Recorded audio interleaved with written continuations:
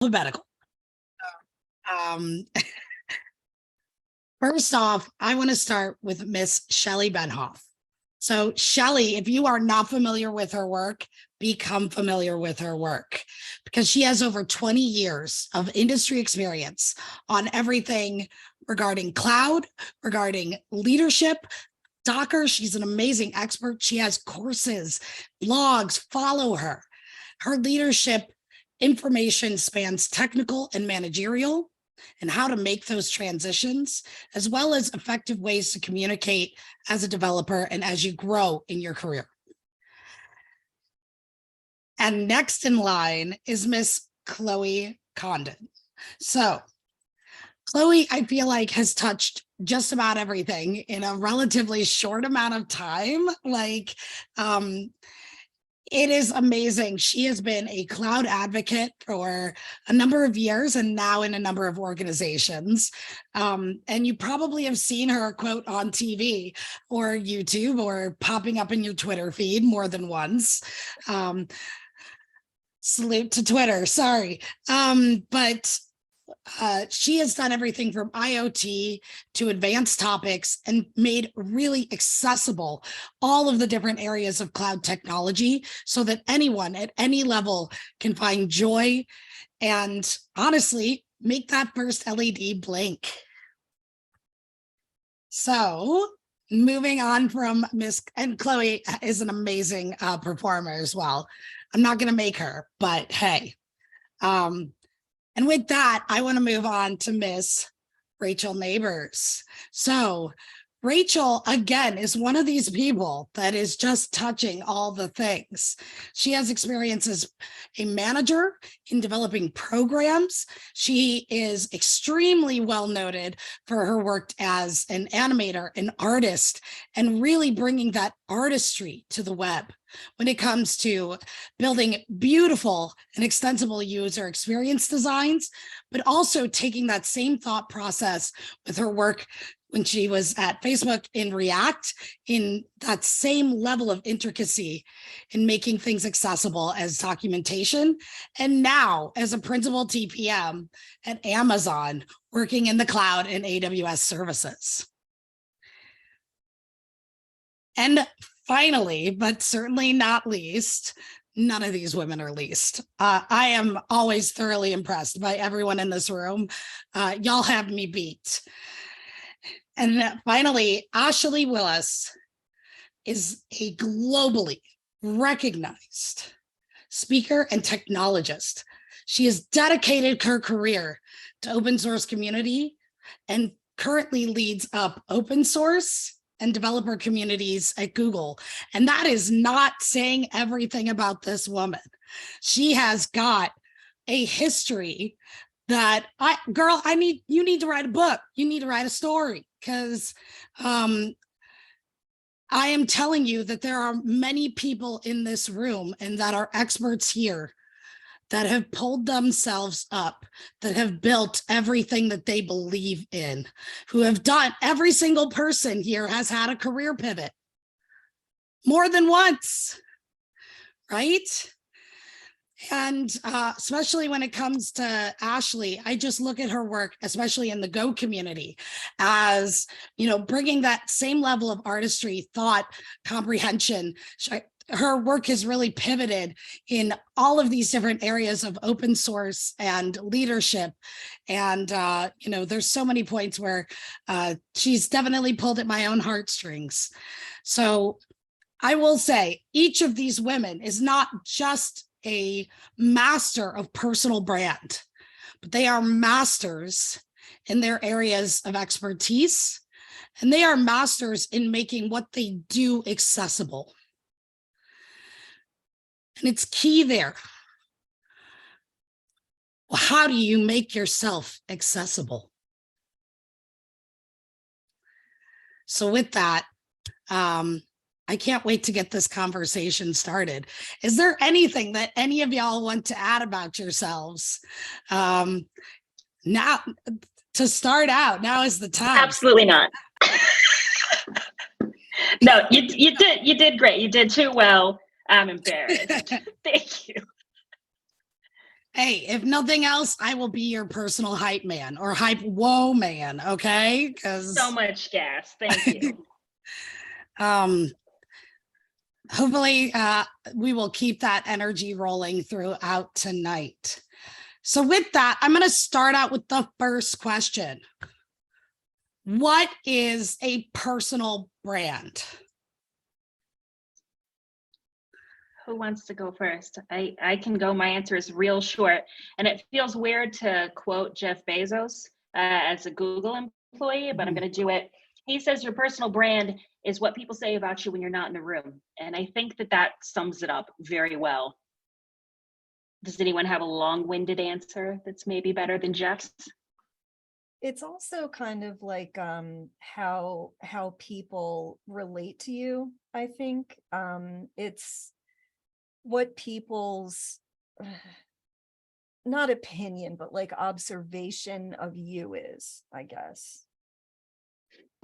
I would say from my time as a actress, we called it typecasting, right? Where it's like your type is the ingenue or your type is the comedic sidekick. And I've always kind of thought of my personal brand of like, what do I want people to think of when they think of Chloe Condon? And I think my answer has changed over time. But for whatever reason, people love to tag me in well, it's not for whatever reason. It's very strategic. I'm always tagged in Clippy and Furby things. That's very intentional because I've built my brand around a lot of 90s nostalgia and I loved Clippy when I worked at Microsoft. So yeah, I would say it's like a brand association type thing. I would say it's also a bit of a personal promise to yourself. If you're not paying attention to the way you're coming off to others and how you want to be perceived, they will often typecast you as what they expect to see.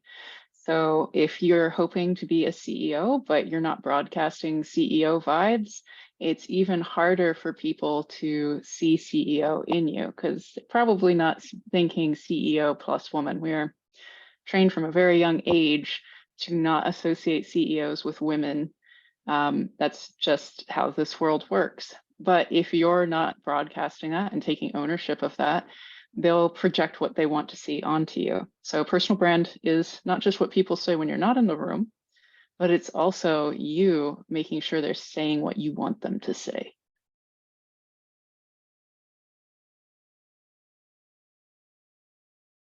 Which is very hard. I love that. Sometimes I feel like it can hit you almost too hard on the other side when you've done a good job of that and you're like, oh, I didn't realize you thought, so good of me, like or whatever. That hopefully it's positive. The other side is a shocker, but sometimes it's positive, but it comes off as negative given the context. For instance, getting things done is something I pride myself on. If there's something that has to be delivered, I'll deliver it. And it comes down to framing. You could say that I'm a person who knows how to twist a person's arm to make them do something that they don't want to do, even though it's the right thing. Or you could say, I know how to get people to come to the table and cooperate together.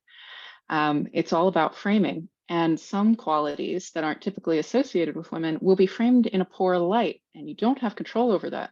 But you do have control over how you frame those things when you talk about yourself and other people. Extremely well said. So each of you has a slightly different, go ahead, Ashley. Sorry.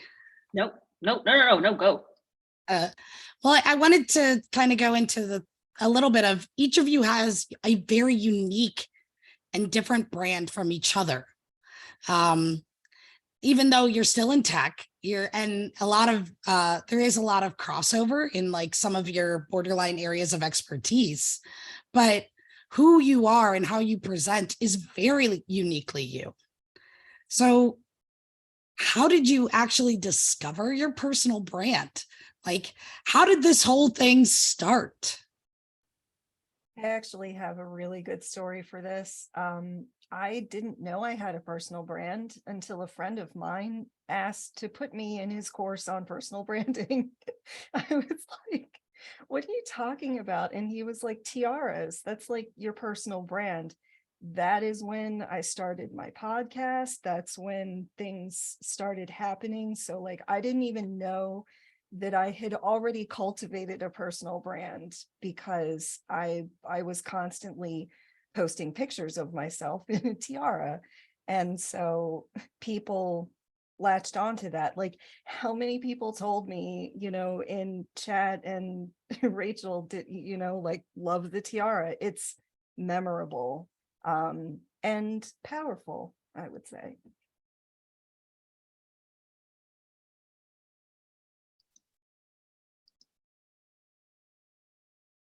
Okay, I'll go.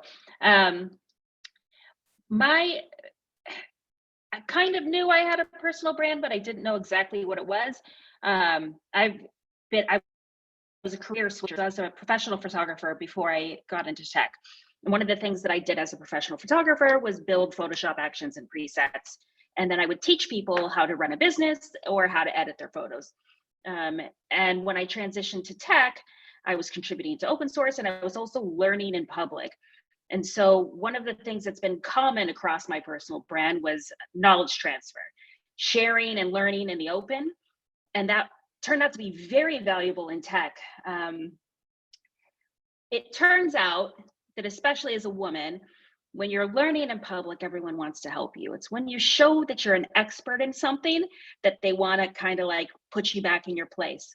So since getting a decent number of followers, I've had to be a bit more careful about what I share in public, but I try to be as helpful as I can and to not be afraid to ask what are maybe dumb questions, even though I don't believe in dumb questions.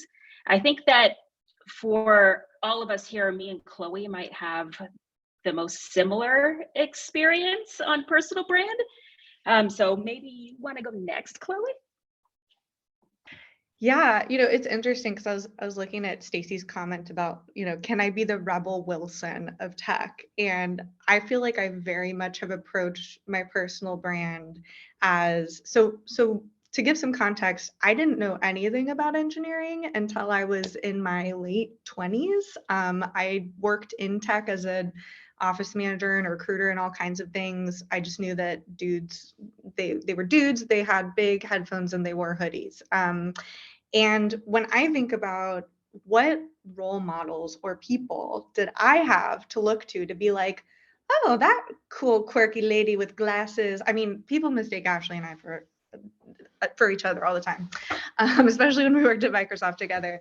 But I really wanted, my dream role as an actress was to play Elle Woods in Legally Blonde the musical. It's a great musical, don't knock it, it's good. And for me, I always thought like, we need like an Elle Woods of tech. Like that's always been in the back of my mind, that the only female role model that I had to look up to who was in engineering was Gadget from Chip and Dale Rescue Rangers, and that's a cartoon chipmunk. That's a problem. So whenever I'm thinking about what I put out into the world and the universe as a personal brand, and just like Ashley said, there are some trials and tribulations that come with having a very large online presence and being a woman on the internet.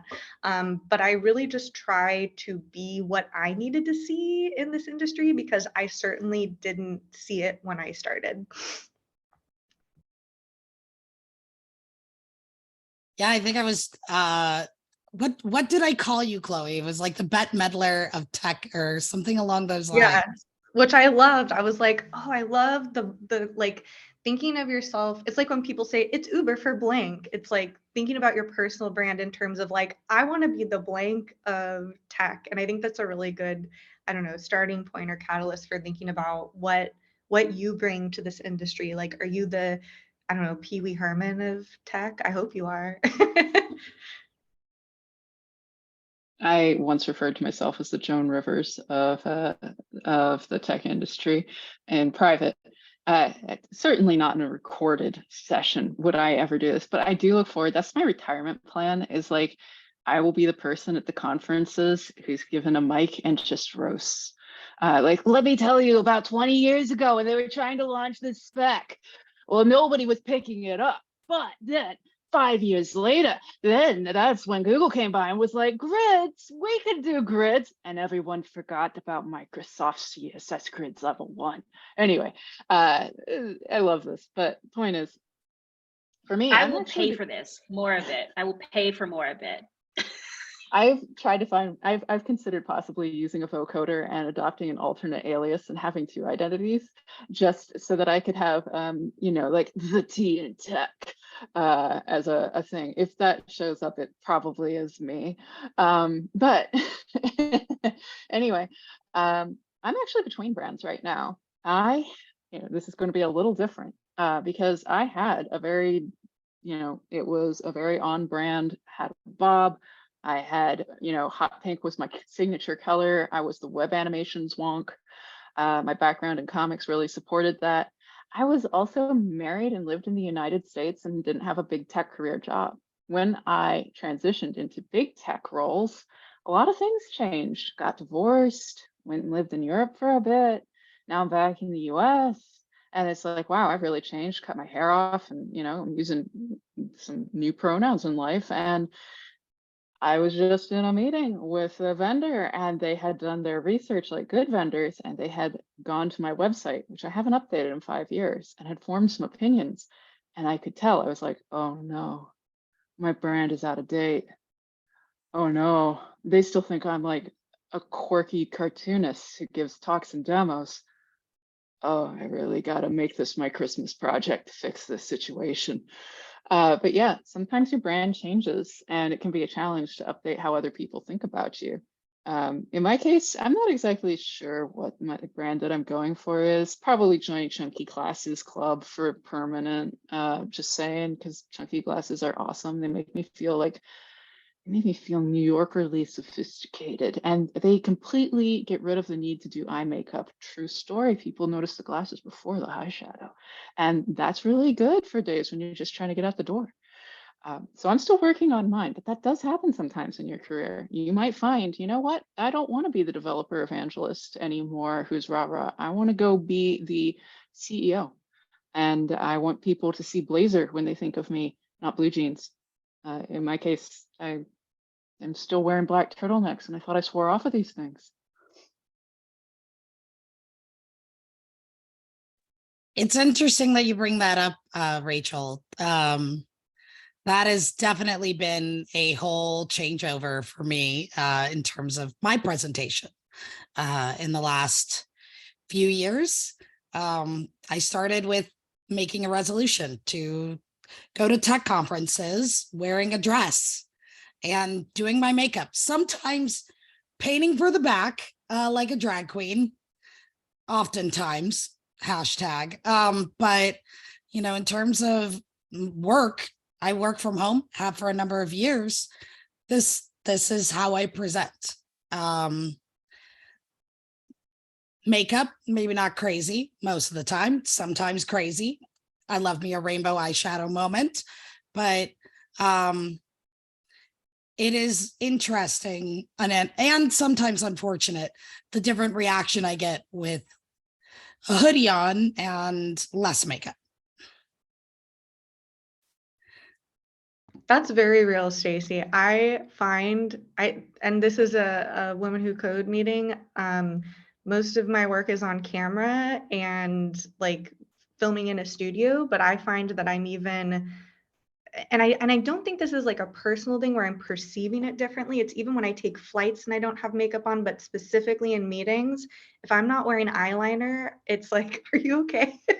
Because we all know, like when you wear makeup, you can look like a completely different person. And I wear very heavy eyeliner. I've got my chunky glasses too for my situations where it's way too early in the morning, but that's something constantly on my mind is like, how am I appearing externally to people, which, you know, unfortunately as women is a big part of I guess not so much branding, but just like perception and just messed upness of the industry. My boyfriend can roll out of bed and take a meeting. I'm very jealous of that. Yeah, I actually have a similar experience if I'm not wearing makeup in like TikToks or whatever. Number one, the lowest number of views. And number two, sometimes I'll get a comment or something where people ask if I'm sick. So I kind of have it, it's like this look is like my brand overall, and it's kind of a shame that people don't let me switch off sometimes. I don't always want to look like this because this did take me a half an hour, but it's like the trade-off is looking like I'm dead to people, I guess. That sucks. When I took up my new job and came back to the United States, I took it as an opportunity to start that day one and change, how people would expect me to show up. I specifically did not wear makeup. I specifically did not get dressed up and invest my time into my appearance the way I used to, because I was like, no, they're not doing it. I'm not doing it. I'm putting on a blazer because that's the level of effort I'm going to here. But that's it. This is what you get. And for the most part, I've been satisfied with that outcome. I wanted to avoid that situation where I was setting a bar for my personal appearance that I personally don't want to follow. I'm not interested in investing that amount of time into my appearance anymore. I've just got bigger fish to fry. I used to love doing makeup, and I still sometimes really like to get back into it when no one's looking, but I'm not putting the makeup up and setting that expectation on YouTube. No, this is what you get. You live with it. And well, no one's told me I look sick yet, but I would have words with them if they did. I'll be honest. So I started watching, I watch a lot of Drag Race. Don't at me. Am I a World of Wonder? Know all of the different ones? Yes, absolutely. Okay. We've established. Is there? Yeah. There's RuPaul dolls on my desk. So, by the way, they do make toys for small children that are RuPaul.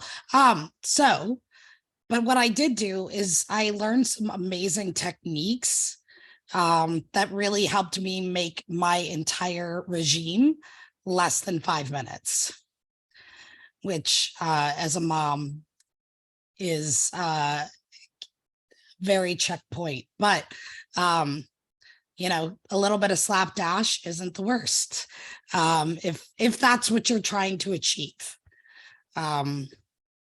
So also everything that Rachel said, for sure. You set your expectations, you decide who you are. At the end of the day, it's other people's, that can absolutely be part of your brand. This is what I'm willing to do. This is what I'm willing to say. This provides the line of which, says that I'm open and honest about who I am. And it's 100% my own fault. Like, just like you said, I'm a huge Drag Race fan. I contour. And so when I don't show up, I look like a ghost woman. I look like a full-on crypt keeper. When I'm in goblin mode, Oxford Dictionary word of the year, I am in full-on gob mode. Like, you would not recognize. I look like E.T. with the purse. Like, and I think, yeah, it's very interesting. I think about that a lot. And like, oh, can you hop in a meeting real quick? And I'm like, I literally look like an alien right now. But give me 10 minutes. I did have one trick back when I was doing more makeup back in the day, and this is a pro tip. If I needed to play hooky to go for an interview or something, I would make it a no makeup day and just be like, I'm so sick today. It worked so well.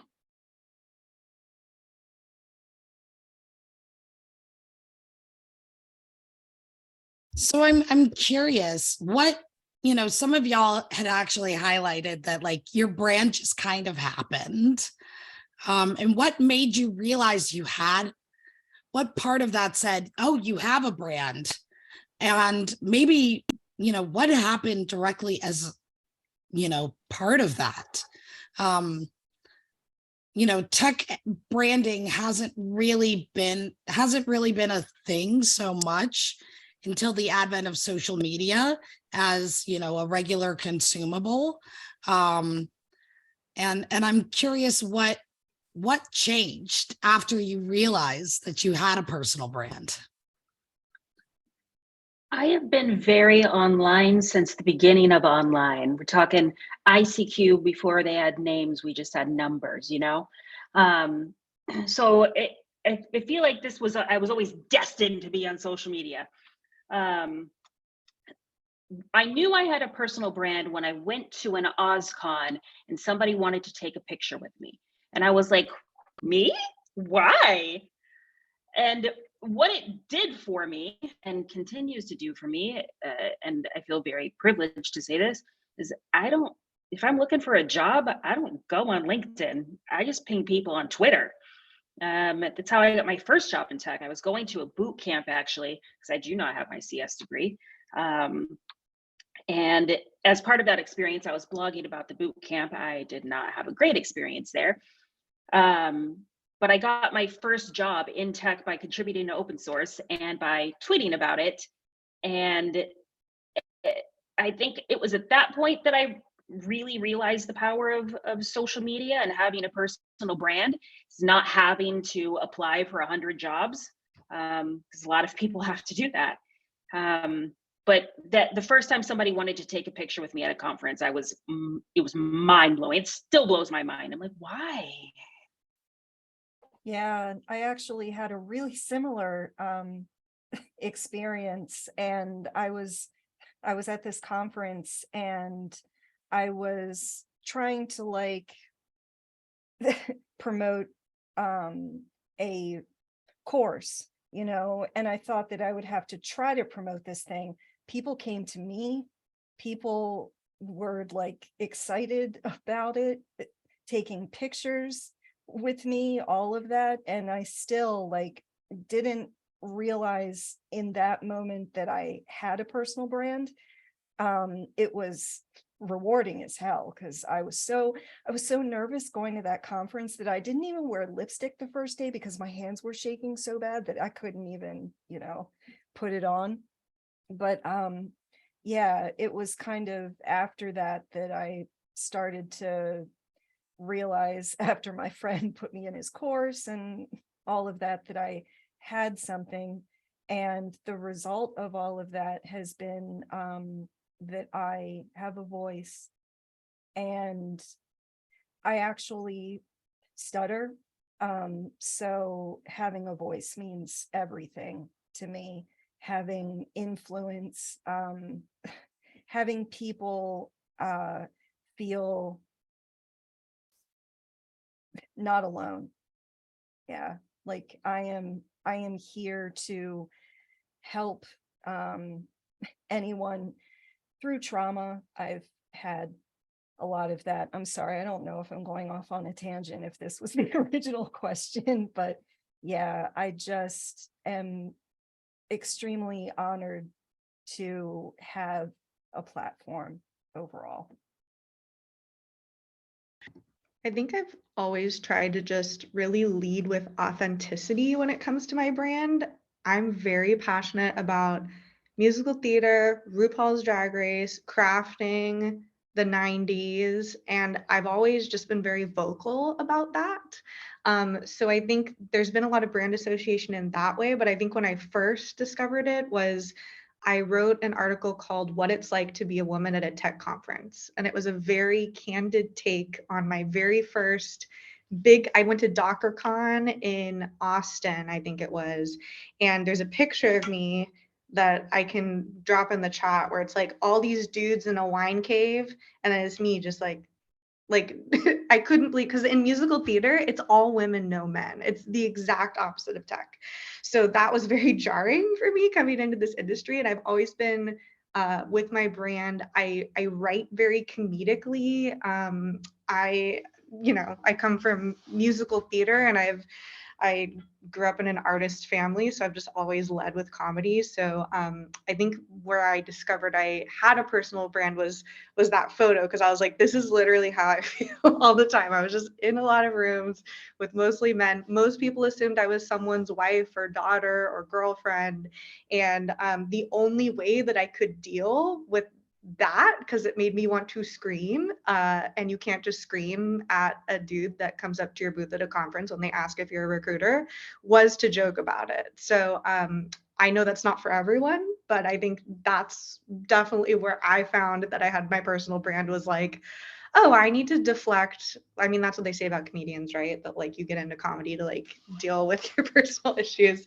But yeah, I think that was a big moment for me, seeing that people resonated with that article, and that like, yeah, that happens to me too. And I think it was the first time an article like that had gotten that much public traction. So yeah, it was really fun to just have, for women to be able to share that with their male coworkers and be like, this is what happens every single time I go to a tech conference.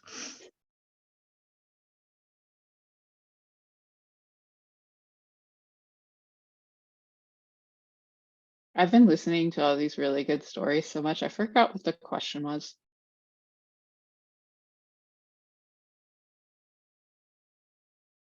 Sorry, my family just rolled in, so I'm giving them instructions. Here's the food. There it is. Go get it.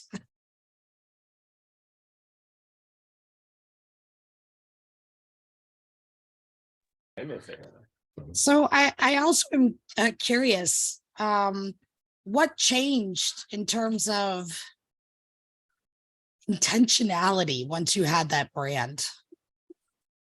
And intentionality meaning intentional about your brand, what it means, how you interacted with it, how you maintain it, how you build it. What is it about the intentionality? I think for me, if I'm focusing on building my personal brand, then I'm not focusing on being authentic. The only thing that's changed about my personal brand is now that I am a manager, I do a lot less shit posting. And so I feel like that's taken my engagement levels down a bit. But I also have to think about the example that I'm setting for the people that report to me. So I don't necessarily think about me as a brand. I just think about me as a person, and I try to not be a corporate drone. I try to just be Ashley.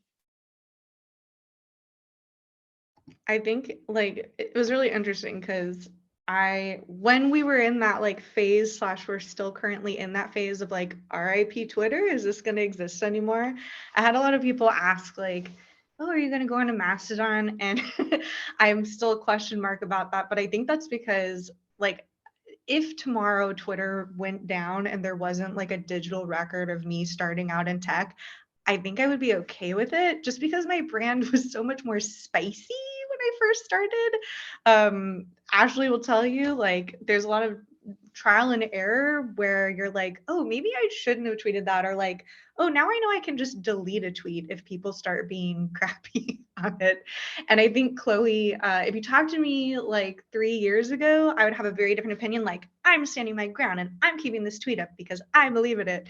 But I think that I see that a lot with folks that I mentor, that who are younger, maybe like right out of university, that they will tweet some very spicy takes and be like, why is everybody freaking out? And I'm like, because you're being spicy, girl. And I always think of things now, especially having worked at Microsoft and now working at Google, what you say like represents the company you work at. I don't put that thing in my bio, but a lot of other people do. And I think that should always be something in the back of your mind where you're like, at least I go through a series of like 8 different filters in my brain when I tweet something, because I have way too many followers and I inevitably offend someone. But I always think like, is this a good representation of myself, something I'm going to want to see later? And is someone at work going to get upset at me? It's just like Ashley said, like for shit posting or whatever that may be. So yeah, I'm always very mindful of how spicy I'm being. And sometimes you want to be spicy, but it's better to just like DM that directly to your friend instead. Yeah, exactly. And sometimes you unintentionally create like a mob, and that sucks, where you tweet something spicy and then all of a sudden people are fighting in your comments. You're like, oh crap, I didn't mean to do that. Yeah, when I had a brief stint working at Coinbase, and I had a very fun time dealing with people who just really were not into Web3 and crypto, and you know, having to deal with the reaction on that. I think over the last, I've only been on Twitter for like 8 years, but I think in that time I've learned a lot of like when to engage. I know it's like typical to say don't feed the trolls, but truly like don't feed the trolls. That's what they want. They want you to engage with it. So it's been a lot of trial and error on like, I don't know, there's a level of authenticity with your personal brand where you can still be yourself, but you do have to kind of self-filter a little bit here and there. One thing we have at Amazon that I really like, and I'm going to take it with me in all of the books I plan to write about how to succeed in big tech jobs, even though you don't have a CS degree or an MBA, and you know how to get your next job after you've taken all the courses on how to get your first job, because trust me, it's the second one's the actual hard one. But one thing I'm taking me with, oh yes, actually, definitely, co-authorship sounds awesome. One thing I've like there's good stuff at these companies. There's a lot of stuff that's not great, but one of the things I really love at Amazon is we have this thing called tenants, which we use so that teams will be able to make decisions if the thought leader of the team or the PM or the decision maker is suddenly out having a baby or something, or maybe they got COVID, but they're not there to tie break or yes or no things. And it's like you workshop these tenets that help you make those decisions on what to or not to do. I had so much fun putting them together for my team, working on educational materials and docs. I was like, man, this is great. I can go on vacation now and trust that we're still doing the right thing that we all agreed was the right thing. I'm making these for me too. And I have them, and they're written in crayon on my bathroom window, so that I can remember. And every day I look at them and I think about them, and they help me remember, like, am I making decisions in agreement with the person that I am and want to become and stay?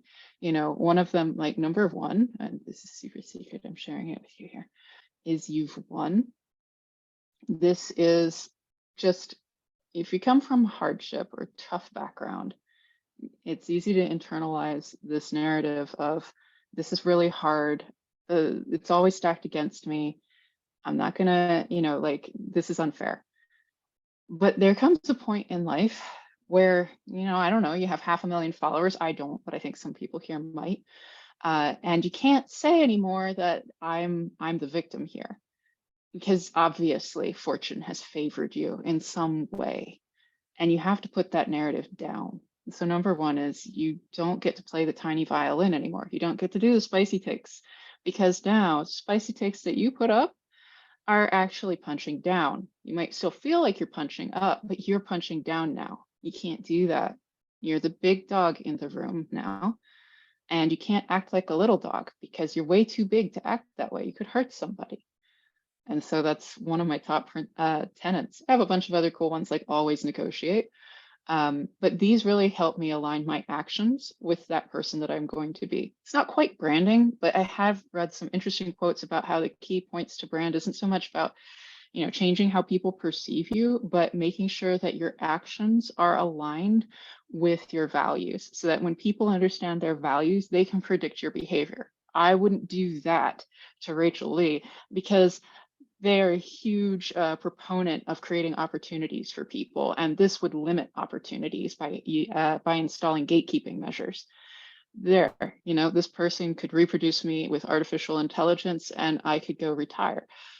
So I found that having tenets that you use to guide your behavior and updating them, you do change throughout your life. You will grow, you will achieve power, hopefully, if that's what you want. You will achieve different goals and you'll want to go back and update those. So I have them, and every year I'll be sitting down and analyzing, do these tenets reflect my values? And yeah, I think it's a great little practice. I love that. Yeah. When I started out, I was also a lot more spicy, but mine got into the area of trauma porn, where like every tweet was a story about some guy that, harassed me, or the manager that followed me to my room at a tech conference. And I mean, it's really sad that those tweets and stories are extremely popular. But I realized that I was presenting this person who seemed really angry. And I've gone to a lot of therapy to rein in my anger at all of the bullshit that I've, endured. But I realized that instead of a person that complains about stuff, I want to be a person who inspires people to just be good people, to treat other people like we should be treated, and that change has really switched my outlook on myself to where like I am not a victim. I'm a survivor, and I cultivate others to have that mindset, because it's way more healthy than complaining all of the time. My therapist would be so happy that I'm saying these things to you. Yeah, but it's important to like not always have negative messaging, I think.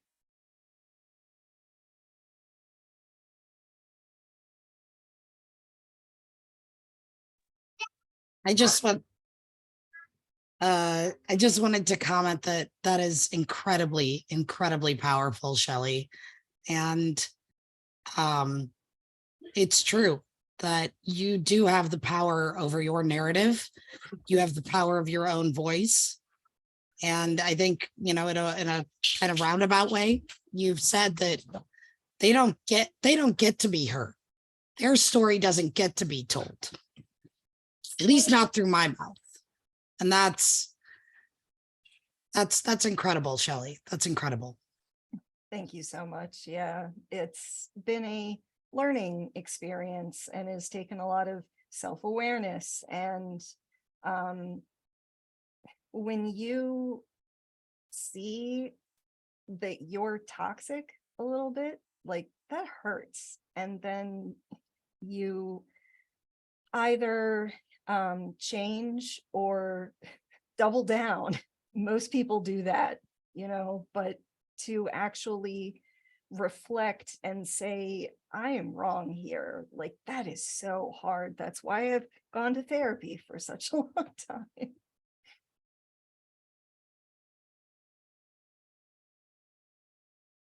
Sorry, big sigh. Don't want to. What I will say is, Shelley, you are not alone, and I don't think anybody here has to tell you that. Yeah. When I was going through particularly difficult moments like that, and I would, lament to my dad, he'd say, "This is great book fodder for your tell-all book where you can just drag them to filth." So I always put that in the back of my mind. I'm like, yes, I'll tell about how terrible they are in my book someday. Maybe you'll be the Joan Rivers for your retirement plan.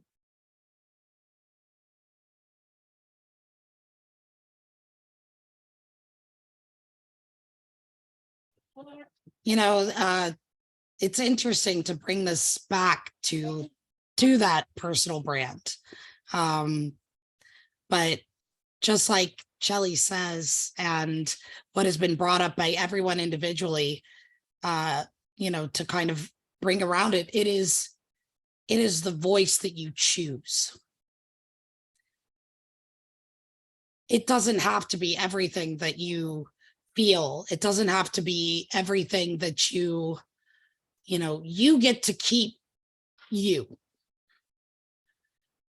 Just because you didn't tell the world about it doesn't mean it didn't happen or that it doesn't matter.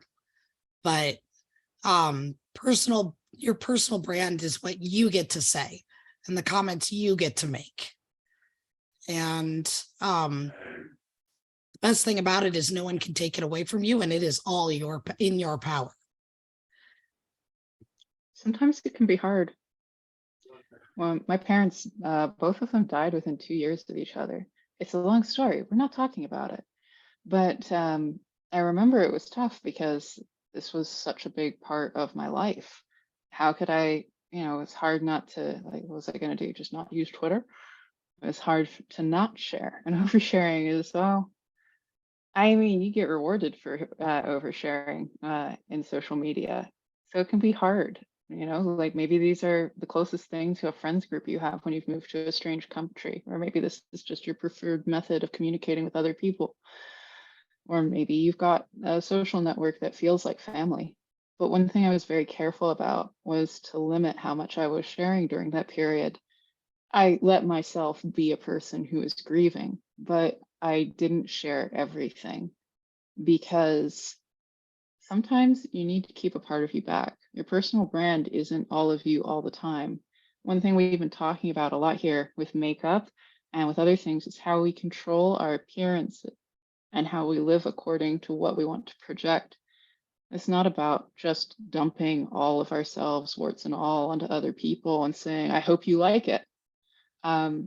It's about picking and choosing the best parts of yourself and sharing what is necessary to make the world you're interacting with a little bit more like the place you want to be, and have people treat you a little bit more like the way you want them to treat you. And sometimes that means not being 100% all authentic all the time. There is a difference between authenticity and, you know, just being full blast. And you're also not going to be everybody's flavor. A lot of people love my brand and a lot of people really hate my brand. And I think a lot about this quote from the movie Uncle Buck. It's like just a line in passing, but Uncle Buck says like, a lot of people don't like this hat. I'll tell you about it on the drive to school. And like, I think about that a lot. I wear a lot of crazy colors and like, I always have a manicure. My glasses are super quirky and like, there are people who I'll tell you, I've spoken at conferences internationally and I get feedback that's like, this bitch is dressed crazy. Like, truly, like, what is wrong with this girl? Why is she wearing this like cuckoo bananas, you know, headband or dress? But, you know, it's just like Rachel said, like, you can put out into the world what you want to put out and you don't have to share everything. And if people don't like it, then that's kind of their problem. Unless it's like maybe your boss or your manager asking you like not to shit post about Amazon or something. That's a little bit different, but you know, think accordingly in terms of like what you know, you may put things out there and people are like, I hate Furbies. Why are you hacking Furbies? I mean, that's like a very tame version of feedback that I get online, but yeah, not everybody's gonna vibe with you, but that's just true to life, right? Like I don't vibe with everyone. Yeah, I like, posted, oh, go ahead. no, go. I posted that I wanted to know what people's perceptions of me were for this panel. And somebody tweeted at me, I don't care. So yeah, you're not everyone's favorite. Good for you, Who are buddy. you? Why are you in my Thank you feed? for needing to tell me that. I guess you care that I know. Yeah, like who's telling you, Chloe, that your outfit's ridiculous? Because that conference that I mentioned earlier, that people were taking pictures of me, I was literally dressed as a Disney princess every single day. No one said a thing. So that's when I know I've met my people. Yeah, I it's rarely interesting read because the talk comments. and it comes down to like, different, there's even like when it comes down to programming languages, there's some, community groups that are more like, I love the Android community because it's so quirky and fun. And then like you'll go to like a more serious language and you're like, oh, .NET people don't like me or whatever it may be. That's just an example. But yeah, it's the vibes can be off sometimes. No, it's just that we're used to like going, oh, you wanna write it in Rust? Go ahead. You want to do Kotlin? Sounds fun. You want to do Java? Well, if you want to suffer, that's your choice, like. But definitely on the .NET group, 100%. Was part of a .NET group for a long time until they decided they wanted to start charging membership fees for a local meetup and enforce a dress code. So you're not totally wrong in some of those things, for sure.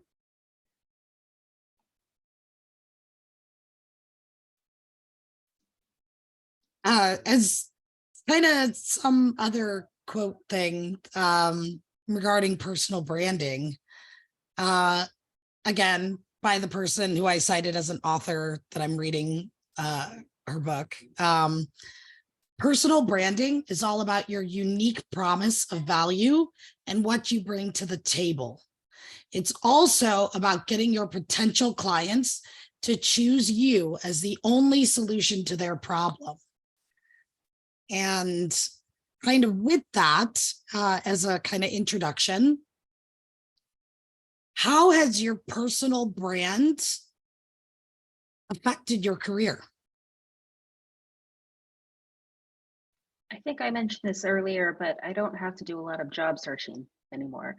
I am very thankful for that. It was really hard in the beginning. I mean, that's been the biggest impact for me.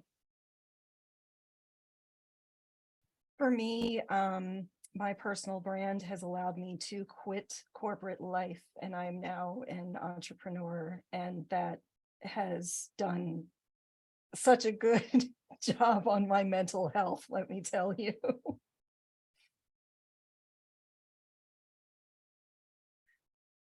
I've had multiple personality brands, pardon, not personalities, multiple brands from when I was a cartoonist to when I was in the front end development community to where I am now in big tech. And each one of those iterations has been a riff on the previous one.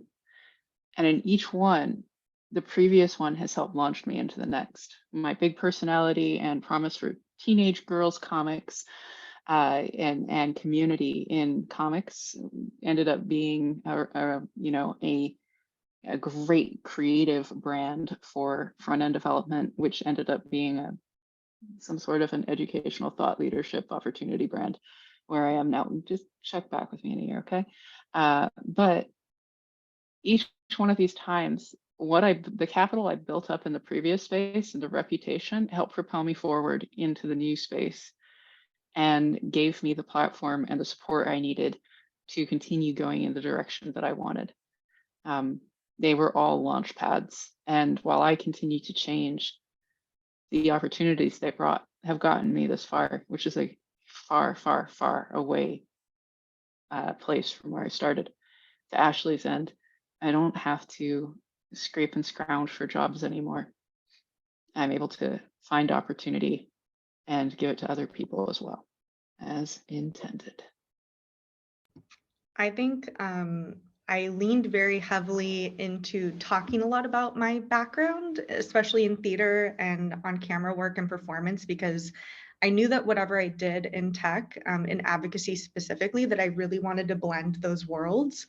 I really find that a lot of technical content can be very boring, and I wanted to bring a lot of whimsy and fun and my own kind of personal spin on it. So it's just like, what Ashley mentioned, what Rachel mentioned, that when people come to me and they want to hire me, they know what they're getting, right? Like they're like, we're really looking for someone to come in here, make this kind of content. This is the vibe that we want. And it is a lot like casting in a way for the type of work that I do at Google. I work in a production studio. Like I literally work with people, producers and cameramen and people behind the scenes. So I got some really great advice from a former coworker of ours, of Ashley and I, Christina Warren, where I was like, you do this like cool thing where you're on camera and like, I want to do that thing. How did you do that? And she was like, I made this role for myself. Essentially, I decided these are the things that I want in a role and here's the things I want to do. And I was like, oh, wow, that's like kind of the secret sauce, right? So I was very lucky when I interviewed for this role. I was able to go into that interview and say, I want to do on camera work. I want a production team. I don't want to be editing my own stuff. I want this, this, and this. And you can very much, refine down what you're looking for and also be able to share what you can provide. So knowing a lot more about yourself and your personal brand, you can be like, look, I'm great at this. I'm great at this. You're going to want to hire me. And I'll tell a story about when I was interviewing. I interviewed for a team and I was like, a hard thing that I need is someone to edit my videos, because I was editing all my own videos in a previous role. And they're like, oh, we can't offer you that. And I'm like, great, not a good fit. So you'll find as you go through your career that there are certain things that are a must, certain things that you will not do. There's certain things that I did earlier in my career that I would not do now. And I think a lot of that comes with experience. But I think because of the type of content that I've put out there and the type of brand I've put out there, I've been able to find what I consider now my dream role. I love the work that I do. And I just want to cite, isn't it amazing the opportunities that pursue you based off of that brand? Stuff that, when people are like, nobody ever gets that job. How did you even get this? What? I didn't even know that existed. Why would they be looking for outside talent for something like this? It's because you've made that personal brand. That's how I'm in the role that I am now.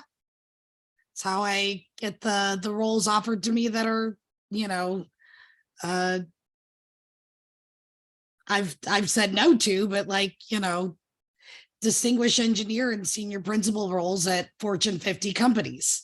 It is and without having to do the craziness that somebody else might have to do to get there. Chloe, you made this role, right? To some degree, right? Like you decided and you made it you decided what you wanted and you made it, right?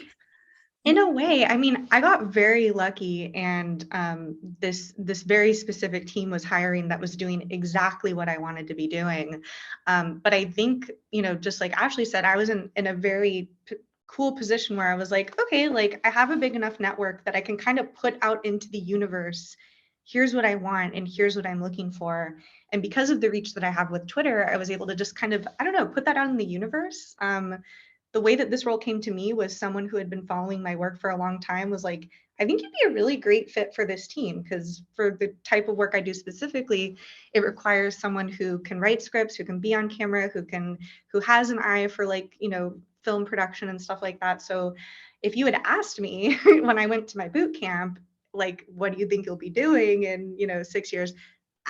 There's no way. I didn't even know that this type of role existed even a year ago. I was like, guess I'm going to be editing my own podcasts and videos for the rest of my life and making designs in Canva. But truly, being able to, there's a really great book that I'll drop a link to that's sort of this workbook of what are you good at and what do you like to do, and being able to kind of hone that down into what is that a job. But yeah, I think knowing so much of your early career is figuring out what you love to do and what you don't love to do and what you're good at that maybe you didn't know you were good at, that you learned through other people telling you. And but yeah, I got very lucky that this role existed at Google, and it's truly, when you enjoy the work that you do, it does not feel like work. I pinch myself that I get to go into a film studio most days, and that's just so cool.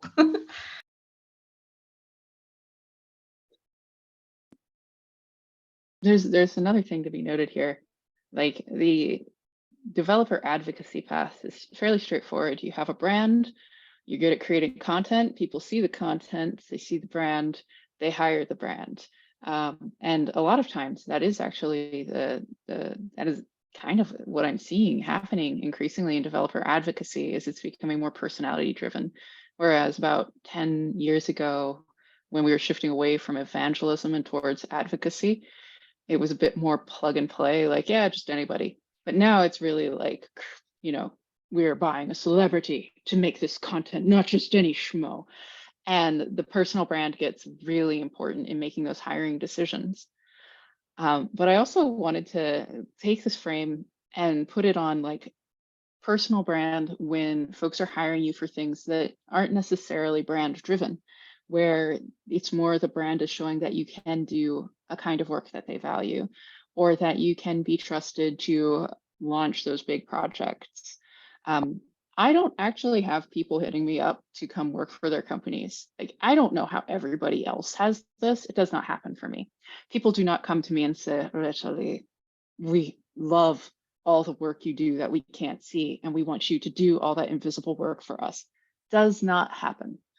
I sneak into people's DMs and I'm like, hey, I see you're struggling to teach React.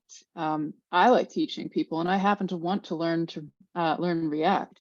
I have some experience working with MDN. Your documentation does not look that difficult to overhaul. You should hire me. And then they do. So it's also about building up the background, portfolio, and the stories. You don't have to be like, I am a character actor for this one role, and you can expect me to play out this particular role in the public sphere. Sometimes you can say, I am a person who's delivered this pile of results here. This one, this one, this one align with some needs you have here. And I have a track record of living up to and delivering excellence there for people like you. So just another spin. Like, there might be folks who are thinking a little bit about like, yeah, but nobody can see what I'm doing. How are people going to feel my brand for that? You establish your brand in invisible as well as visible ways. And think about ways that you can communicate that as you go through your life. How can you be public about your decision-making process without necessarily telling all about the projects you're on? How can you share your values? How can you, if people aren't reaching out to you with opportunities, how do you spot people who align with your personal values and would get a lot out of working with you, and then reach out to them? Anyway, just wanted to share that I've had a slightly different experience as a developer education adjacent person who isn't quite as visible as they were before entering the big tech fold. Yeah, I think there was a good question in the comments. Well, there were a couple of good questions in the comments. One was, how do you navigate building your personal brand as an introvert? And I am extremely shy. I need recovery time after in-person events. The only reason I get through it is because somebody will be like, hey, I follow you on Twitter and this is the thing I know about you. And I'm like, great, let's talk about it. But I need time to recover. The other good question that I wanted to ask, now let me find it again. Oh wait, stop commenting for a second. Okay, sorry. Do you have to utilize social media to have a personal brand? I said no. There's a lot of people who do old school in-person networking. My boss is like that. She is very well connected in the industry. She has a personal brand. People know her, but she is not on social media. It just kind of depends on your preference. For me, I like social media because I can control all of the interactions. I decide when I can reply, if I want to reply. Nobody's offended if I don't look at it. They just assume I have too many comments that I haven't seen it, which is great for me. In person is really vulnerable for me, but you do not have to use social media to build a personal brand.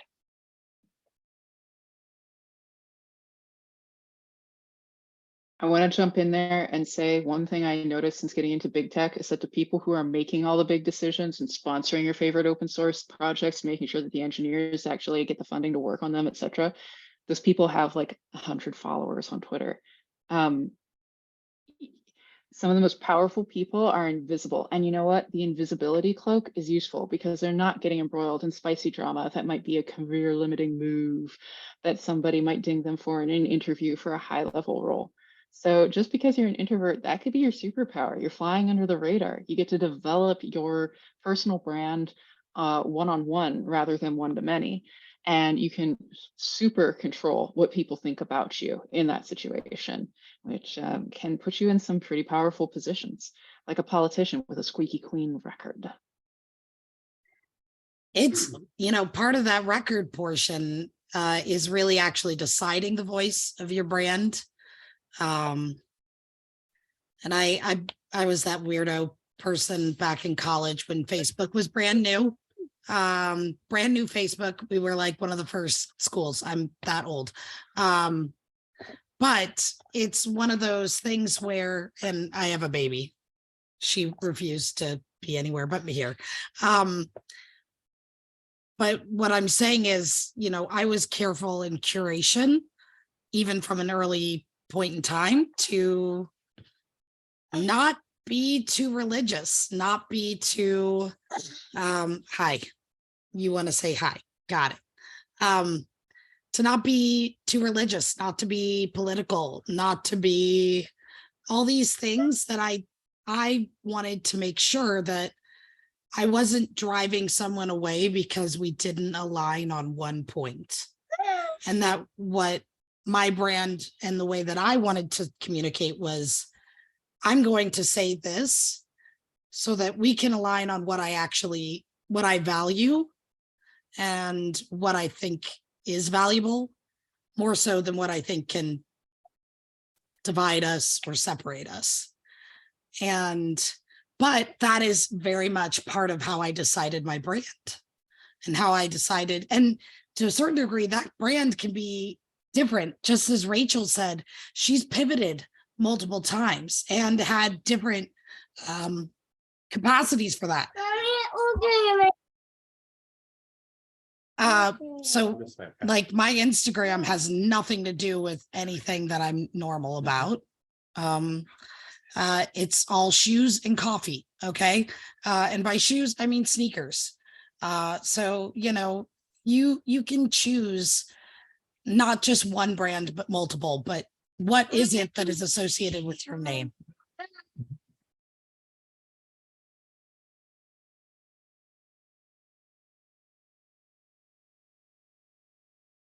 Son got pulled away. He was not happy. So I did want to bring up an audience question about what that brand is in terms of how do you grow your personal brand? How do you grow your outreach or your impact? Is it explicit? Is it implicit? Is it by the work you're doing? How did you grow into who you are, and how do you continue to grow towards the future?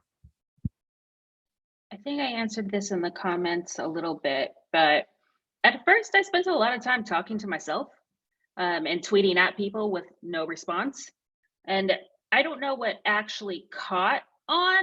I can't pinpoint that the time at which I started to get engagement. I think it was just patience and persistence.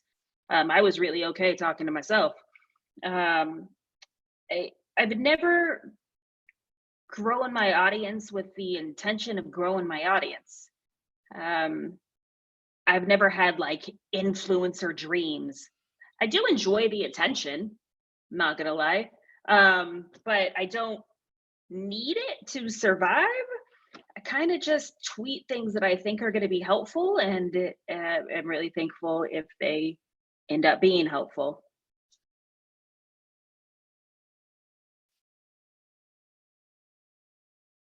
You can get a newsletter and send out a regular newsletter to people, or have a regular Twitch stream. There's all kinds of conscious things that you can do. And growth hackers, marketing growth hackers, have lots of YouTube videos about them. And this is going to be such a cop out. I've done all these things. I've launched courses. I've had newsletters. I'm still wallowing around in the 30K Twitter followers. But I'm saying this here, like, that's not actually growing your brand, because when the chips are down, your followers don't actually do anything for you. They can't magic someone who's dead back to life. They can't even properly support you when you're grieving. They can't help you through trauma, which you probably can't share because you're the big dog now. And all of that stuff, like, you eventually will realize that crowing and focusing all that energy on the eyeballs is actually playing a game that benefits the platforms that you're using more than you. What you need to focus on is doing the work that backs up who you are.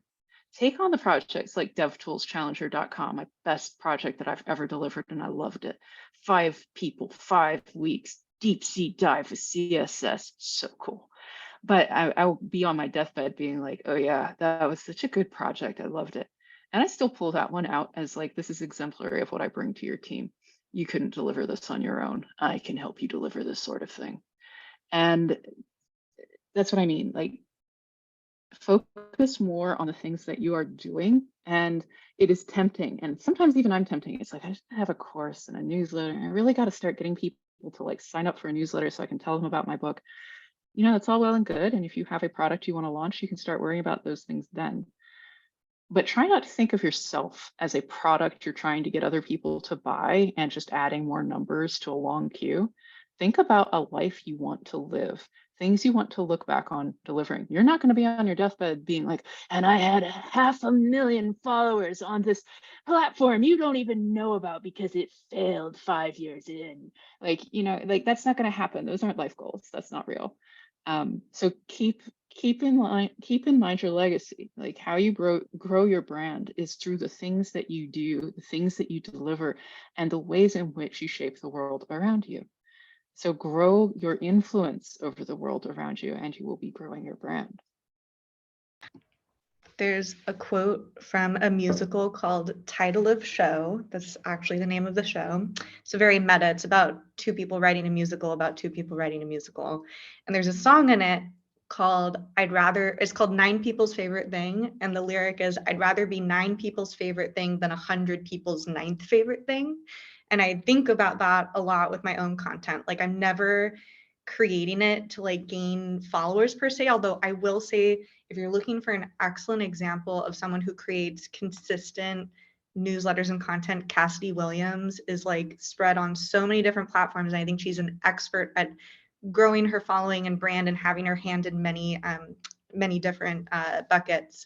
But for me, I feel like when I think about kind of growing, sometimes growing my following isn't growing it by an additional follower. It's like growing their appreciation for my weirdness or niche specific, you know, Sondheim musical that I'm building an app around or whatever it may be.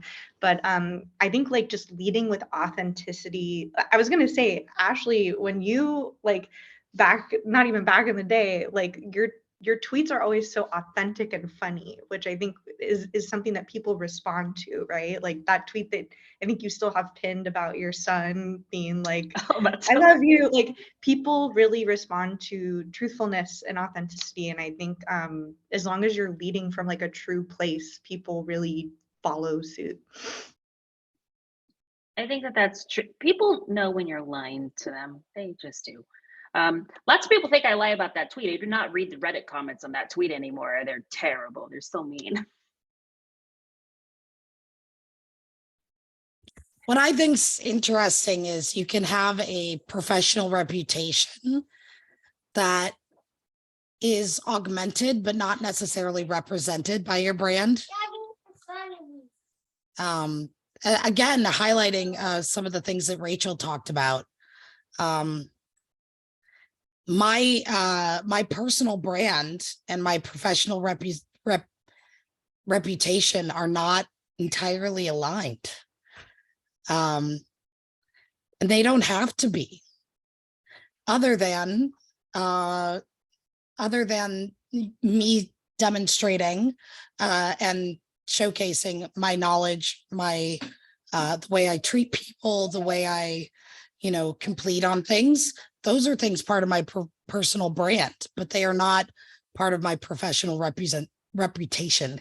Gosh, I cannot talk today. It can be different. I think that they should be different. I think that they should be different. A personal brand is something that you take with you from company to company. It is not tied to your company. At least I try not to tie mine to my company. I'll tweet about Google, but I think that I tweet a lot less about work than I used to, even as I get higher in the ranks.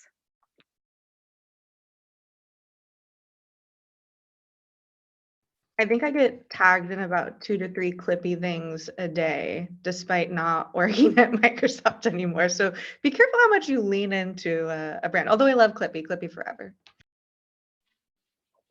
Ian is real sick of being tagged in honk tweets too. So I'll be perfectly honest, Chloe. I'm very disappointed you aren't wearing one of the clippy earring sets that I gave you. I'm so disappointed. I thought about it, but I was filming Google content today. It felt sacrilege. I'm not gonna go anywhere there, but it can be different and interesting in how that comes through and how you can be an advocate for where you work as a portion of who you are displaying at any given time, but that isn't what you take with you.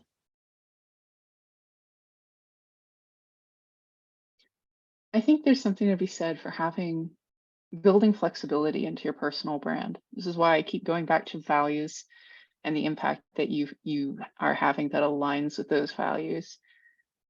There was, for instance, as an example, there was a relationship coach, a dating coach on YouTube who I adored. And then he did a pivot after being the dating coach. I forget what exactly his brand was, but it's like, you don't remember his name. He's that guy. He's that dating guy. And then he did a pivot 180 into crypto last winter. So suddenly my YouTube subscription was filled with my dating coach telling me about, his favorite to win. And I knew him as a dating coach and I wasn't interested in that content. And so I walked away. Be careful about turning your personal brand into a narrow product like, I'm the WordPress lady or the web animation wonk. When you scope yourself too narrowly, you're automatically letting other people sort you into a box. And it can be really hard to outgrow that box when you're ready to move on to something else. I actually I really admire the Stacy, for instance, I know as a strong leader who works with Fortune 500 companies, and I can always turn to her for advice. That's how I know her, not necessarily as some people know her, which is, a strong leader of the Android community. So I see a different facet of her. And if Stacey, if you wanted to pivot into like cattle ranching or something, I'd still come to you for these pro tips because I know you first as that strong leader. So keep that in mind as you grow and change your brand, as how flexible you want to be and how much do you want to typecast yourself before other people have had the opportunity to say, actually, we really do need help with organizing all of this documentation or launching this new product that's not necessarily in your wheelhouse, but does need a person like you. So keep that one in mind. I wanted to kind of just say thank you first off, Rachel, but what you just brought up is part of what I made a conscious decision a few years ago to pivot my personal brand around, because it was these private conversations that I was having with folks, providing them guidance in things that had absolutely nothing to do with Android. My reputation was all, very much aligned with technical leadership in that particular area, or technical depth in some cases. That's not the exclusive part of my value proposition to companies. In fact, that's probably one of the smallest capacities in which I actually work day to day. So, that was a pivot to say, how do I turn that into those conversations, those learnings, and how do I make that accessible? How do I use that to enable other people? And, I'm continuing down that journey because of, a number of the people in this room. a number of the conversations had on the side that had me realize that that was not my value, and who I was not tied to that. And I also had that kind of realization when I had something not good happen to me, where basically something I had spent so much time achieving and that I had like really monkey raced in trying to keep and do, through a bunch of circumstances, kind of a little bit out of my control, although I'm not at fault. I recognized all of that later, but had something stripped away from me. And it made everything about negative things that people say about you, or that you think people say about you, that you're not worthy, that you are the imposter, that you are these things, like roll in. And facing that and going, that's not true. What was the, what really, what actually happened here objectively? And, of using that, all of those things as teaching moments, but also as going like, gosh, I aligned far too much of myself into this. I aligned too much into my personal brand. I aligned too much into what I was doing. I aligned all of this into my personality in some way that was not constructive. And at some point, something is going to happen.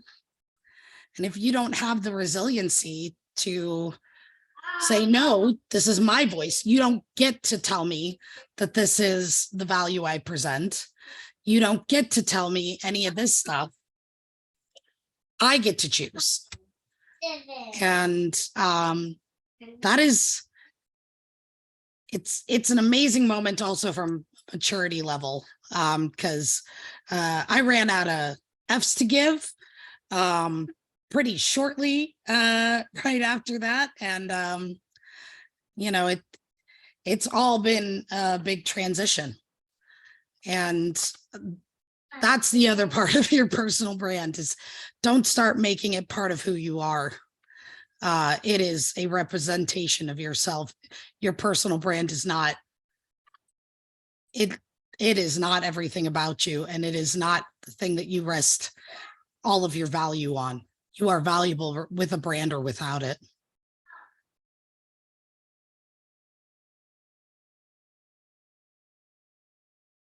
This is one of my favorite mind tricks on calm nights. If you were to wake up on an island tomorrow and nobody knew who you are, who would you be? Thank you for sharing that, Stacy.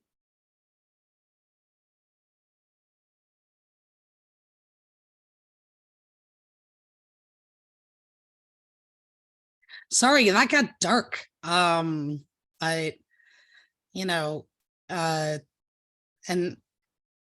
I'm sure everyone has their own experiences. And this is also something I came and said a little bit earlier in the chat.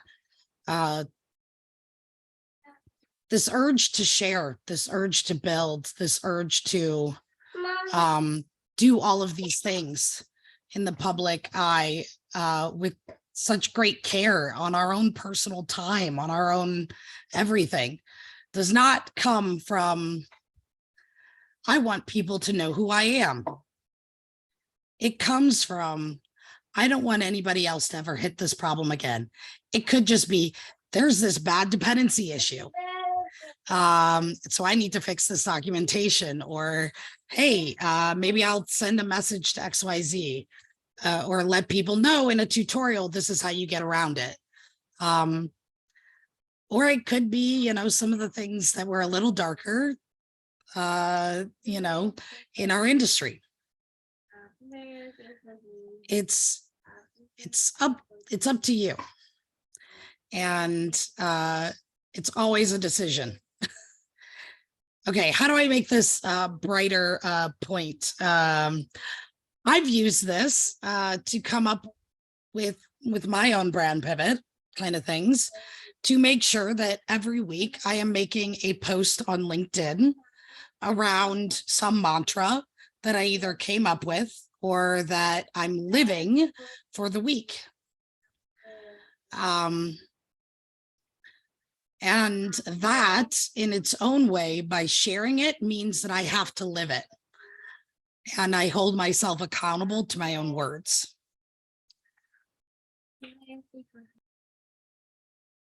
So a brand can be reinforcing too. I tried that once. I tweeted that I was going to lose weight and then I just ate more. Doesn't work for me. Yeah, I never tweet if I'm trying to lose weight. I tweet after I've lost it. Yeah. Smart. I was trying to get accountability. Then I decided that I didn't care. I have a question. It's a bit of a pivot from the train of thought that we've been on. But talking about some of the pros of having a personal brand, there's some benefits in terms of career opportunities. I also expect that there's additional networking, or maybe that's some of the personal brand building that you do if you're not on social media. All that before my question, sorry, a little bit wordy here. But as your network grows and as you have the opportunity to meet a whole bunch of different people, do you have any tools for like how you keep people straight? I don't know a different way to say that. Like what's you meet someone who is the expert in this, like my brain can only has so much space. Like what tools do you have for being able to grow your network, build that network, and share your network? At some point, your following just kind of becomes self-sustaining and people will keep reminding you that they exist. I think that the ability to follow up is a very neurotypical skill that I do not possess. So for me, I use, if I really want to keep track of you and I really want to remember certain things about you, I use Postable. And so I'll send a link saying, please put your information into Postable, and Postable will remind me to send you a holiday card. And then I will schedule all of those holiday cards or birthday cards. And then once they hit that person's mailbox, they'll remind me that they exist, because I also have object permanence issues. So I do not remember you unless I see something about you on Twitter or you remind me that you exist. So once that birthday card hits and I've scheduled that and I've forgotten about it, oh yeah, let's have a conversation now. Let's follow up. What are you up to? And that's hard because some people don't get it, because some people are very neurotypical and they want you to follow up and they think that that's how you show that you care about them. And I can really not talk to you for years and then pick up right where we left off. And some people find that charming and some people find that annoying. So I definitely have tools that I use to help me remember that you exist. I even do that with my own kid. I have 3 kids, 24, 17, and 2. And the 2 that live with me, I remember that they exist because I have to get them up every morning. But the 24-year-old, sometimes I forget that she exists and I'm her mother. So I definitely use tools. I have a similar issue where I don't recognize faces. I like to say I'm doing a relational lookup, game of 20 questions, whenever I'm meeting somebody, to try to place them in my memories of all the people I've ever met. I don't get to look them up by index, using that face. So it takes a while. I actually use a CRM. I use something called Contacts Plus, which used to have more powerful features than it has now, but it would basically, you'd put someone's Twitter ID in, it would go out, find all their social media and be like, this person lives in Milwaukee, according to their LinkedIn profile, which I totally got because they're using the exact same information on LinkedIn as they are on their Twitter.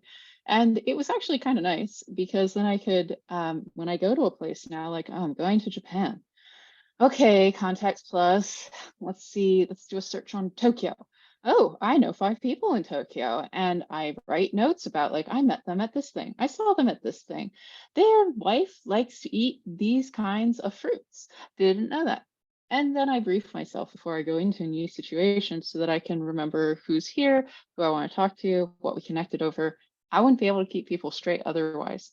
And this allows me to manage a lot more relationships than I think would be possible if I was just going off memory. There'd be a lot of me going like, I don't remember you, or going to a city and being like, I don't know anybody here, which is bullshit. I know everybody. I'm Joan Rivers. Yeah, for me, I don't use any of those tools, but I certainly will now. They sound awesome. I use lists on Twitter. So like if a person, if I'm interested in their content, or I am mentoring, I have lists for like each category, each group I'm in tons of groups just like this one. Yeah, but when you are contacting a person who is a influencer or whatever, my favorite thing that people do is not remind me their name, but remind me what we talked about. I will remember what we talked about. I will not remember your name or your face. I'm sorry. Like most of the time, I won't. But the context of a conversation, I'll always remember that. I don't remember anyone or anything. I feel like people will who you will collaborate with, or that it's important for you to like network and work with, will find their way into your life. I guess what I'm sharing is I got to a certain point with Twitter where I had to stop responding to every message that I got. I felt an obligation to reply to every single message that, or even mention that I got on LinkedIn or whatever that may be. And you hit a certain point with social media where you're like, I am a human woman, and if I took all of the time that it takes to respond to every single question and inquiry that I get, I mean, it's like, I'm in no way on the level of Katy Perry, but Katy Perry isn't, or Katya from Drag Race isn't responding to all her messages, right? And people who are my friends and who know me personally know that I either respond in 2 seconds, 2 hours, or like 2 months. It's really hit or miss with me. So I find that I'm never really offended when I reach out to someone and they don't respond immediately, because I completely relate to that. I have ADHD, and I have to focus on the task at hand and the people. Like now I'm in a point in my career where I'm like, I don't really have the bandwidth to help people with their careers, but I can do panels like this where I can touch multiple people at once. So yeah, I think it really, I've somehow managed to get through without a official system, but I am pretty proud of myself when I have situations and people say, it's so and so from Twitter.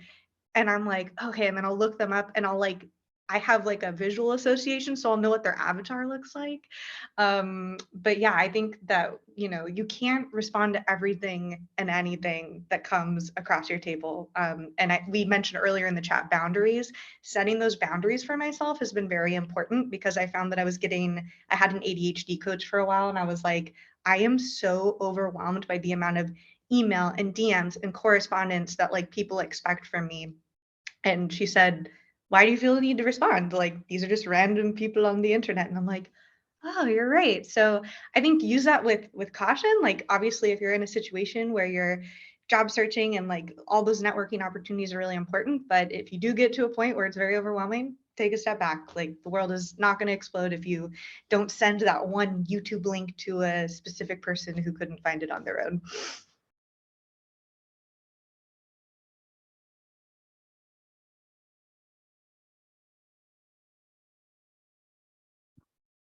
I'm kind of curious. We've all talked about Twitter and tech Twitter, and I'll go ahead and cite that like I am personally off the bird right now.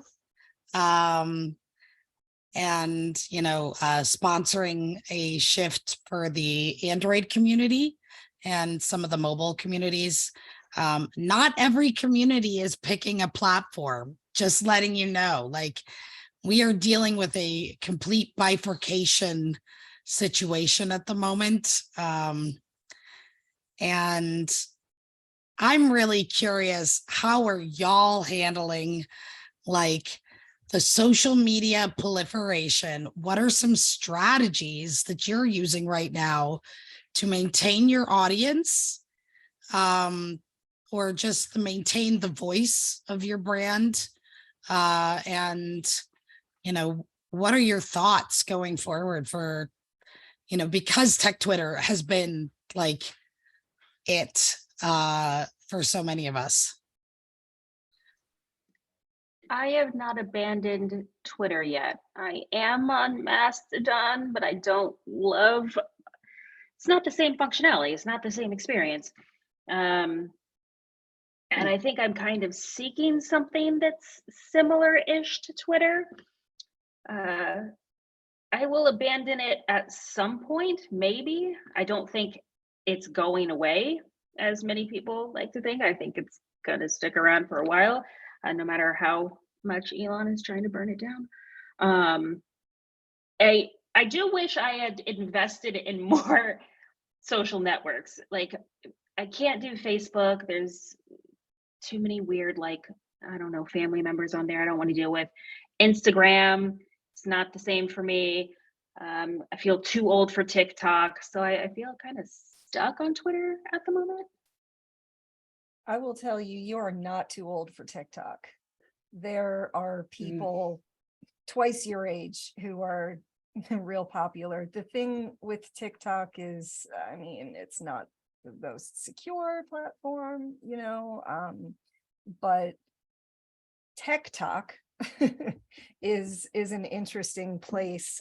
People love how-tos, and to have those short, tiny, like one skill clips is useful. I had a point about the actual question, but now I don't remember it. So. I had a comment go viral on TikTok once, and those kids were so fucking mean to me that I almost deleted my account forever. I am too sensitive for TikTok. Those kids are too clever. Their insults are too clever. They're too on the nose. I don't know if I can handle it. Yeah. I'm nervous about. Go ahead, Rachel. Oh, no, finish. Oh, I was just gonna say, I have this like armor that I don't let comments hurt anymore, because on YouTube I have this one video. The title is "The Importance of Diversity in the Workplace." It has like 280 like K views. And I turned off comments on that for a while because I was getting death threats. People are crazy, they're just, I take it as hate comments are comments, they're engagement. Hate comments on YouTube will show the algorithm that you're engaging with your audience, and that will only help you achieve more. I think back in comics, way back in the day, something similar happened where some really grody board got a hold of one of my comics, and I had all kinds of SEO searches set up to let me know when my comics were being linked to, so I could see what people were saying. And it's just always, I've always been nosy. And that was good, know your audience. And I went and I looked and I was like, wow, these people are being really vicious. And I was like, but they're reading the comics. And so on my message board, somebody was like, I saw that some people were saying really mean things. Should we stop them? And I was like, no, let them continue, which the nasty message board found out about. And they're like, damn, this author is smarter than we thought. I guess you just can't bait anybody these days. And I was like, no, you can't. Thanks for the views. I get paid. And that was ages ago. But it's like, seriously, best revenge is a life well lived. Thank you for the hate mail and all the views. I get reimbursed according to numbers of engagements. People do suck. Hands down, they suck. But you know what? They can also be hacked. You can turn a sucky situation into a great situation. On my end, migrating from Twitter, I felt the loss of Twitter. I have extended, like, this network is what got me all my good breaks, is sliding into people's DMs. I don't think I've had a job in big tech that didn't start with me being like, hello, into someone's DMs. And if I can't hello my way into people's DMs, if I just have to do everything face to face with people over drinks, oh no, oh no, no, no, no. Well, the DMs were so much more effective. But one thing I have been doing for the past couple of years is I've noticed that the discourse on LinkedIn is just deeper and better. And I like reading things on LinkedIn because they're more pertinent to my industry. And it's like, 10 top tips for being a better manager versus I think Tailwind is better than vanilla CSS. One of these is going to be more useful to me at this point in my career.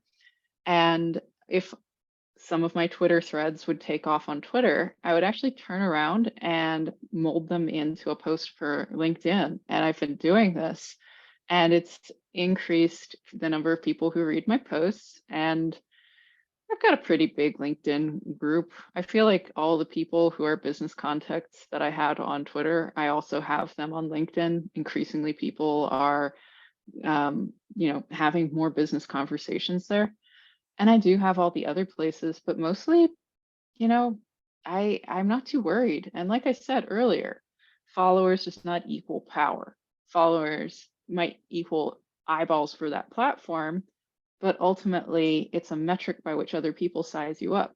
You might find yourself in a place in your career where, like me, I'm like, actually, I do want to go back and be unknown in a new space like Mastodon.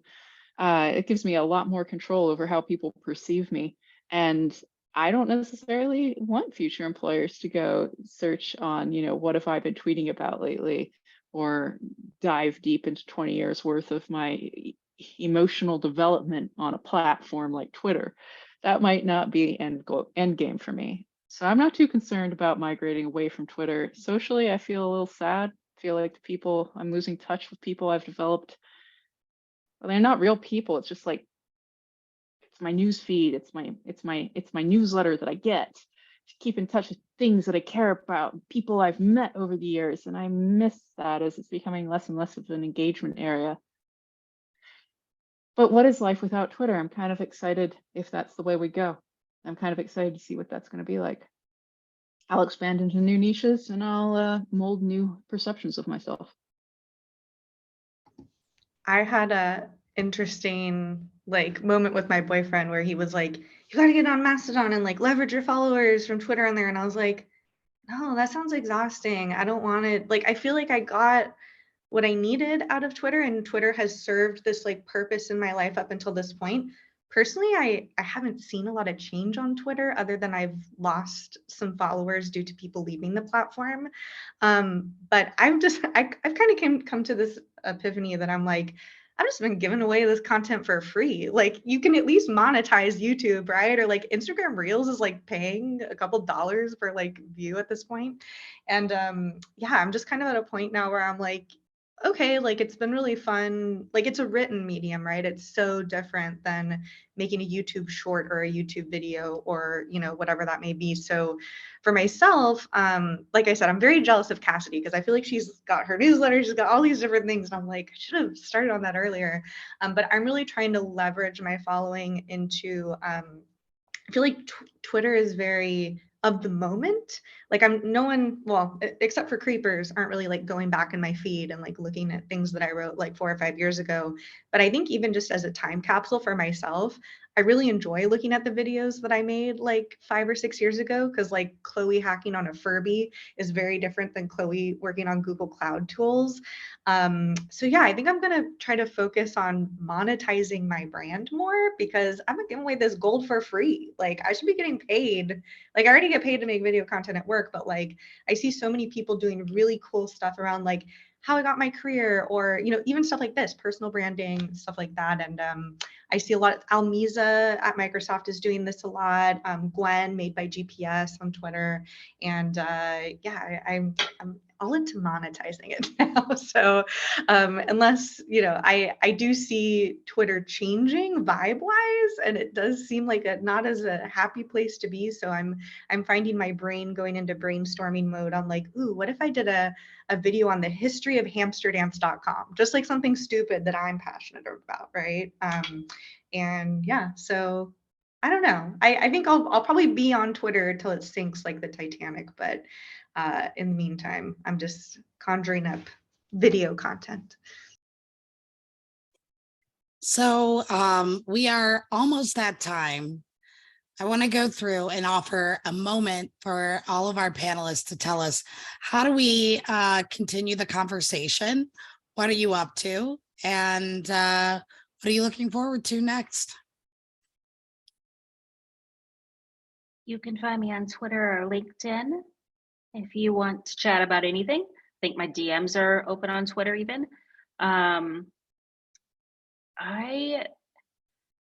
What am I on to next?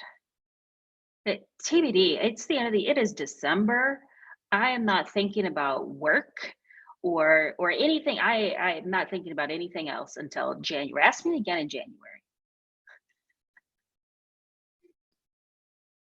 You can find me on Twitter and on LinkedIn and on Mastodon as well. I will share a link to that momentarily, just in case, which I'm much more Joan Rivers on Mastodon because so few people follow me there.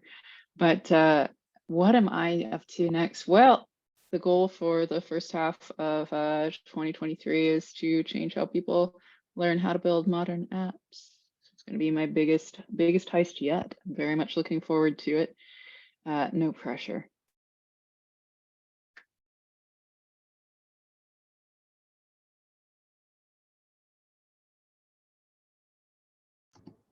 Okay, I can go. I'm on Twitter for now. I guess LinkedIn also. I'm very elusive. It's difficult to reach me by DMs, but if you tweet at me, I'll probably reply. And what's up next? I'm learning piano because I want to make more music tech content. So hopefully you'll be seeing some. Oops, a collab with Stacy, it looks like, is in the works. And I'm also starting to write a book, which is actually to kind of help solve the problem of how much inbound I get on like, how do I get into tech? And I want to be able to share that on a much broader scale. So piano and book writing for me. And then you can check out the Google Cloud Tech YouTube. I pop up on there every once in a while. Yeah, so I'm everywhere. I'm on pretty much every platform. Twitter is the main one. You can check out my courses at hopstech.com. I have a podcast, TRs in Tech, and Chloe was on a recent episode as well, so you can check that out. Next things I'm doing, writing a book, and launching a content marketing agency. That's literally what I'm doing right now.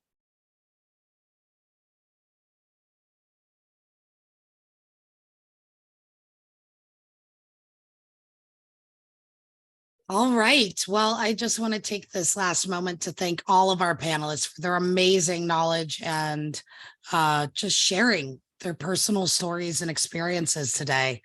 It's not every day that you get to interact with such magnanimous and experienced folks, and I couldn't imagine a better grouping for today, especially. Yeah, just thank you all. Thank you so much. Thanks for having us. This was a lot of fun. Good luck out there, everyone.